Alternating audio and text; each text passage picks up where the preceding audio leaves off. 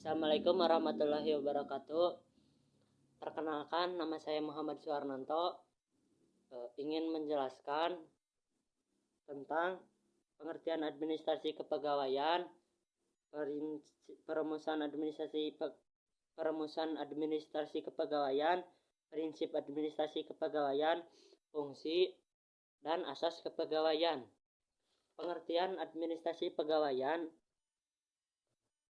Administrasi kepegawaian adalah seluruh aktivitas atau kegiatan yang berkaitan dengan masalah penggunaan pegawai atau tenaga kerja untuk mencapai tujuan.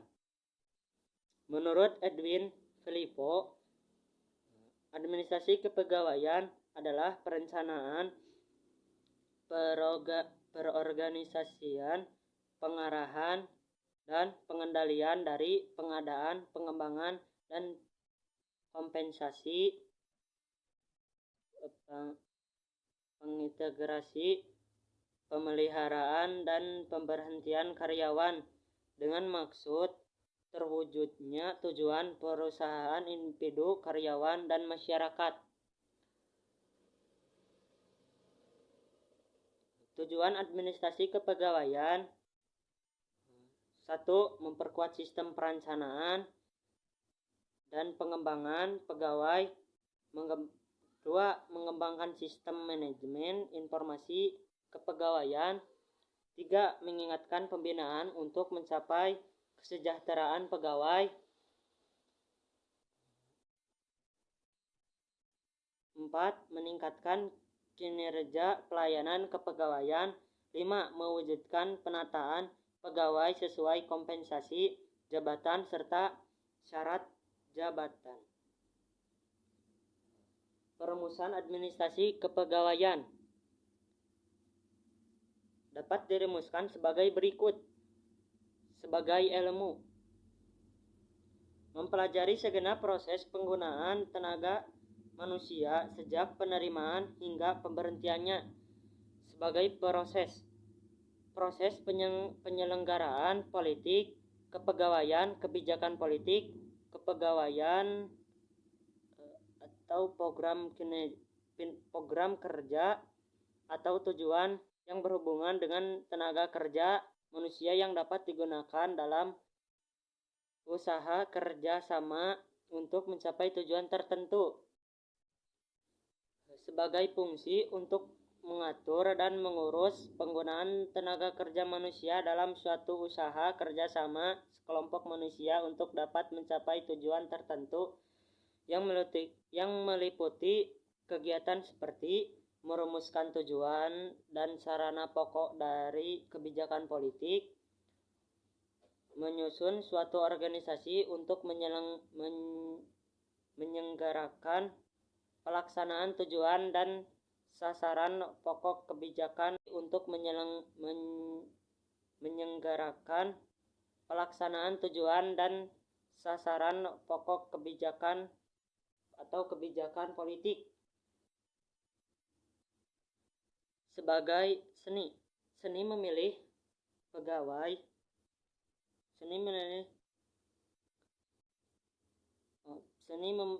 memilih pegawai baru serta dapat menggunakan pegawai-pegawai lama dengan cara sedemikian rupa sehingga dapat segenap tenaga kerja manusia itu yang dapat diperoleh hasil dan jasa yang maksimal baik mengenai jumlah maupun mutunya. 4. Prinsip administrasi kepegawaian. Prinsip administrasi kepegawaian ada beberapa macam. Yang satu, prinsip kemanusiaan. 2. Prinsip demokrasi. 3. Orang yang tepat di tempat yang tepat. 4. Gaji yang sama untuk pekerja yang sama. 5. Prinsip satu arah. 6. Prinsip kesatuan tujuan. 6. Prinsip komando. 7. Prinsip efisiensi dan produktivitas kerja. 8. Prinsip disiplin. 9. Prinsip wewenang dan tanggung jawab. Fungsi administrasi kepegawaian dibagi Fungsi administrasi kepegawaian dibagi dua. 1. Fungsi operatif. 2. Fungsi manajerial. Fungsi operatif berkaitan dengan kegiatan yang dilakukan secara fisik. Contohnya, pengadaan pegawai, pengembangan pegawai, pemeliharaan pegawai, sampai pensiun pegawai.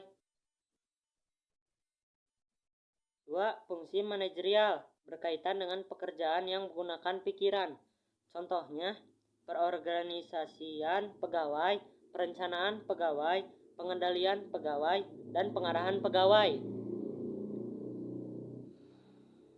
Nah, asas administrasi kepegawaian. Definisi asas menurut KBBI, asas adalah prinsip dasar yang menjadi acuan berpikir seorang dalam mengambil keputusan yang penting. Jenis-jenis asas. 1. Asas kepastian hukum, yaitu dalam setiap penyelenggaraan kebijakan dan manajemen ASN mengutamakan landasan peraturan perundang-undangan, keputusan, dan keadilan. 2. Asas profesionalitas, yaitu mengutamakan keahlian yang berlandasan kode etik dan ketentuan peraturan perundang-undang. Asas 2. Asas profesionalitas, yaitu mengutamakan keahlian yang berlandasan kode etik dan ketentuan peraturan perundang-undang. Asas 3. Asas profesionalitas, yaitu asas yang mengutamakan keseimbangan antara hak kewajiban ASN. Asas keterpanduan, yaitu pengolahan pegawai ASN berdasarkan pada satu sistem pengolahan yang terpandu secara nasional. 5. Asas delegasi, yaitu kewenangan pengolahan pegawai ASN dapat didelegasikan pelaksanaannya kepada kementerian, lembaga, pemerintah, non-kementerian, dan pemerintah daerah. Asas netralitas, yaitu bahwa setiap pegawai ASN yang bertindak dari segala bentuk pengarahan maupun dan tidak memihak kepada kepentingan siapapun. 7. Asas akuntabilitas, yaitu bahwa setiap kegiatan dan hasil akhir dari kegiatan pegawai ASN harus dapat dipertanggungjawabkan kepada masyarakat sesuai dengan ketentuan peraturan perundang-undangan. 8. Asas efektif dan efisien, yaitu bahwa dapat menyelenggarakan manajemen ASN sebagai dengan target atau tujuan dengan tepat waktu sesuai dengan perencanaan yang ditetapkan. 9. Asas keterbukaan, yaitu bahwa dalam penyelenggaraan manajemen ASN bersifat terbuka untuk publik. 10. Asas non-diskriminatif, yaitu bahwa dalam penyelenggaraan manajemen ASN KASN tidak membedakan perlakuan berdasarkan gender, suku, agama, ras, dan golongan. 11. Asas persatuan dan kesatuan, bahwa pegawai ASN sebagai perekat negara kesatuan Republik Indonesia. 12. Asas keadilan dan kesetaraan, yaitu bahwa peraturan penyelenggaraan ASN harus mencerminkan ras, keadilan, dan kesamaan untuk memperoleh kesempatan akan fungsi dan peran sebagai ASN. 13.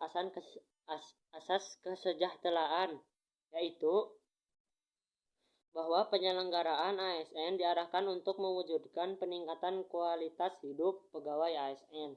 Sekian dari saya, mohon maaf apabila ada kesalahan. Assalamualaikum warahmatullahi wabarakatuh.